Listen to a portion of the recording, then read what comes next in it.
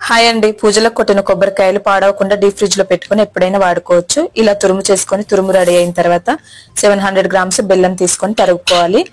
ఇలా తరిగిన తర్వాత హాఫ్ కప్పు నెయ్యి తీసుకొని అందులో కొబ్బరి తురుమును వేసేసి 5 మినిట్స్ మాడిపోకుండా వేయించుకోవాలి. తర్వాత బెల్లం తీసుకొని 4 టేబుల్ స్పూన్ల వాటర్ యాడ్ చేసి పాకం రానివ్వాలి. ఆ లోపు నెయ్యిని గ్రీస్ చేసుకొని పెట్టుకొని తీగ పాకం రాగానే యాలకుల పొడి, నెయ్యి వేసేసి తురుమును యాడ్ చేయాలి. ఇలా తురుము మొత్తం కలిపేసిన తర్వాత నెయ్యి గ్రీస్ పెట్టిన ట్రేలో వేసేసి ఇలా బాదము, జీడిపప్పు వేసేసి కొద్దిగా ప్రెస్ చేసుకొని చల్లారిన తర్వాత ఇలా కట్ చేసుకోవాలి. అంతేనండి, కొబ్బరి బర్ఫీ రెడీ అయిపోతుంది. దీన్ని లడ్డూలా కూడా చేసుకోవచ్చు.